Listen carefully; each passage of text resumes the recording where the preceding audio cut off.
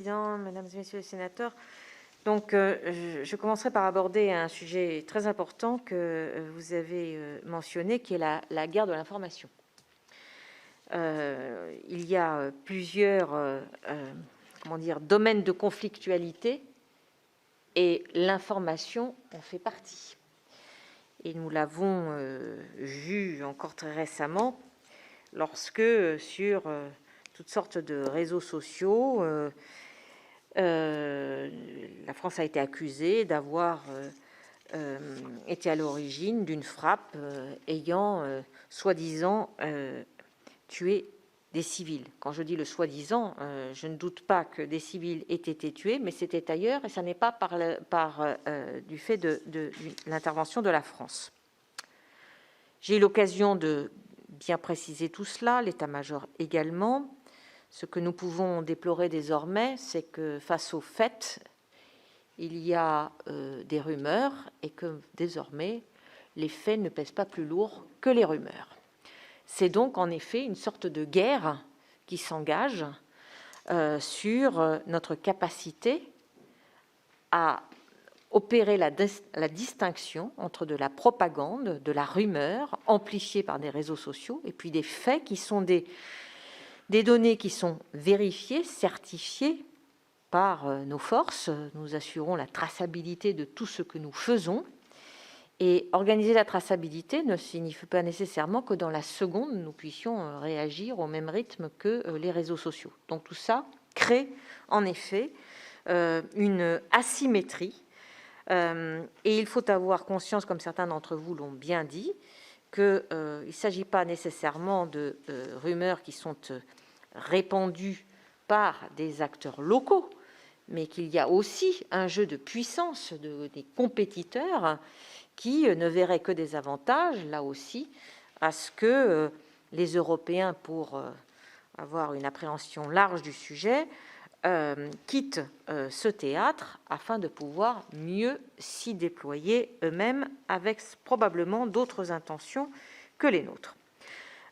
Donc c'est un sujet que nous prenons très au sérieux, mais je voudrais dire que pour ce qui nous concerne, nous tenons absolument, lorsque nous communiquons, à communiquer sur des faits qui sont vérifiés. Rien ne serait pire que d'engager la parole de l'État sur des données partielles et pas totalement certaines. Madame la ministre, pardonnez-moi oui, de vous interrompre juste sur ce point. C'est très important parce qu'effectivement, on a constaté comme vous, et je l'avais signalé à votre cabinet, une espèce d'inflammation des réseaux sur ce sujet avec toutes sortes d'informations. Est-ce que dans ces conditions-là, et moi j'approuve tout à fait le fait que votre réponse ne peut intervenir que lorsqu'elle est parfaitement certifiée, vérifiée, car c'est la parole de l'État, vous l'avez dit. Mais est-ce que quand on arrive sur des informations de ce genre, on ne peut pas avoir de la part des services de communication des preuves? Il y a des photos, puisque les forces armées ont dit on a de toute façon toutes les preuves. Mais nous, on ne les a pas, et l'opinion publique ne l'a pas. Et donc, je pense qu'on publierait effectivement. On a dit, enfin, j'ai lu un communiqué disant on a très bien repéré qu'il s'agissait d'une organisation de terroristes qui s'organisait, on a vu le chef arriver, enfin, vous avez donc des éléments visuels, j'allais dire. Et je pense que plutôt que de laisser s'enflammer tous ces réseaux et toutes ces informations, on ferait mieux de dire, écoutez, voilà les éléments du dossier, nous voilà les éléments que l'on a et qui nous ont contraints à intervenir. Et si ça ressemble à un mariage, vous voyez ce que je veux dire, c'est cet élément de preuve. C'est pas toujours facile, puis bon, il y a la dimension confidentielle, etc. On peut tout comprendre, mais un peu d'éléments, si vous voulez, pour que la crédibilité des forces armées soit prise en compte. Je comprends très bien, Monsieur le Président, cette demande, et elle me paraît tout à fait naturelle. Il faut aussi avoir en tête que montrer des images, c'est montrer à nos ennemis ce que nous voyons de lui. Voilà. Non, ils ne savent pas précisément ce que nous savons et voyons de lui. C'est tout le problème. Donc, il y a, et je le comprends, un besoin de la part de l'opinion publique de comprendre, de savoir et de se sentir rassuré sur le fait que la France mène et conduit ses opérations conformément au droit humanitaire international, au droit de la guerre. C'est extrêmement important. C'est la raison même d'être de nos forces.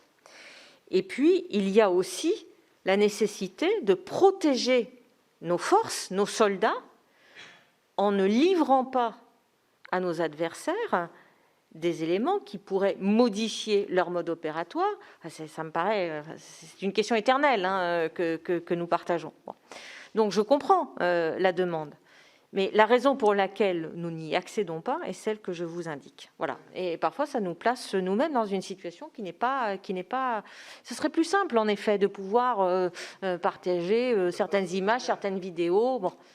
Mais les conséquences de cette révélation publique seraient tout à fait importantes du point de vue de la conduite de nos opérations sur le théâtre. Voilà.